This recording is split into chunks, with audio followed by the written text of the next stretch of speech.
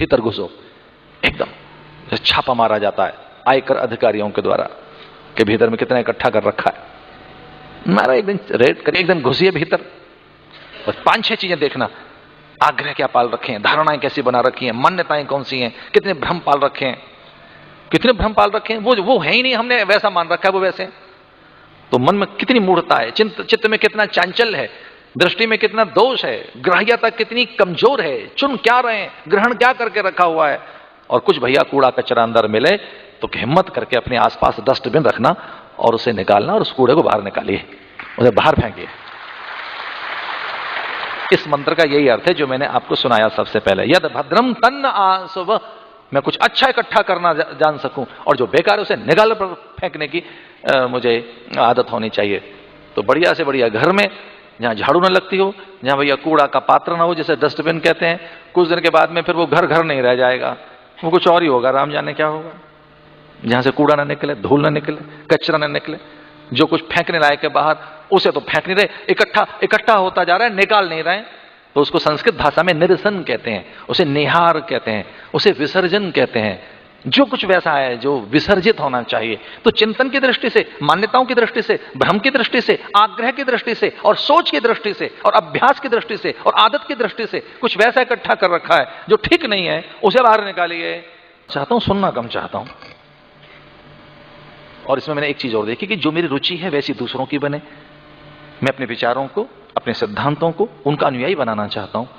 मैं जैसा जीना चाहता हूं मैं वैसे दूसरों के साथ अपेक्षा करता हूं। होश में रहा वो व्यक्ति? आओ ध्यान से सुनो। हम बहुत अपेक्षाएं कर रहे हैं दूसरों से, बहुत अपेक्षाएं हमारी संसार से, हमने बहुत अपेक्षाएं कर रखी हैं प्रकृति से, वायुमंडल से, वातावरण से, पॉलिटिक्स से, पड़ोसियों से, सरकार से, और मुंबईया भाषा बोले तो म्युनिसिपैलिटी से। हम तो मुंबई बहुत रहे इन दिनों, तो म्युनिसिपैलिटी कहते हैं जी, म्युनिसिपैलिटी वाले ठीक करेंगे, कोई कहता है काउंसिल ठीक करेगी। विदेशों में जाए तो कहते हैं तो काउंसिल का काम है, काउंटी का काम है, कोई कहता है तो गांव का काम है, पॉलिटिक्स का काम है, चेयरमैन का काम है। नहीं, हमारा काम नहीं है, उनका काम है। वो तो ग्रीनरी वो लाएं, वो उनका काम है, दूसरों का काम है, अपना कोई काम नहीं। तो उपासना में कि मेरे लिए क्या भूमिका है, मेरा क्या रोल है इस धरती पर, तो रोल मॉडलिंग कीजिए। एक अच्छी भूमिका होनी चाहिए। पता नहीं क्यों मुझे कोई असवेरे अभिनेता मिल गए एयरपोर्ट पर, तो उनको सामने रख के एक बात कहना चाहूं, एक रोल मॉडलिंग कीजिए। कुछ एक्टर एक्ट्रेस मिल गए सवेरे हमको एयरपोर्ट पर, तो मैंने उनके जाने के बाद अपने मन से कहा कि ये एक रोल करते हैं और एक तेरा रोल है। अवधेशानंद, तेरी रोल मॉडलिंग अच्छी होनी चाहिए, एक बढ़िया रोल मॉडलिंग होनी चाहिए। अगर मैं पिता हूं, मैं पुत्र हूं, मैं मित्र हूं, मैं पड़ोसी हूं, मैं नागरिक हूं, मैं गुरु हूं, मैं शिष्य हूं, एक अच्छे, ये उपासना का ढंग यही है। मैं आपको बहुत अंदर की बात बता रहा हूं। वेद की सीधी सीधी शिक्षाएं हैं, सीधी सीधी। देवाभागम यथा पूर्वे संजानना उपासते। सज्जन पुरुष वो होते हैं, सच्ची उपासना वह है जिसमें मन को स्वस्थ रखा जाए और किसी के मन को आतंकित न किया जाए, किसी के मन को भयभीत न किया जाए, किसी के मन को दुखाया न जाए, ये अधर्म हो जाएगा।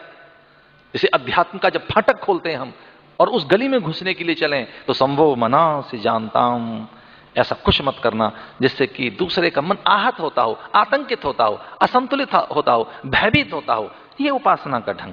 तो प्रार्थना करते समय ईश्वर से कहना कि हे प्रभु, क्या मैं असंयत तो नहीं होता, असंतुलित तो नहीं होता, मैं असभ्य तो नहीं होता, मैं सरल बनूंगा, मैं सहज रहूंगा, मैं शांत रहूंगा, मैं मृदुभाषी बनूंगा, मैं मीठा बोलूंगा।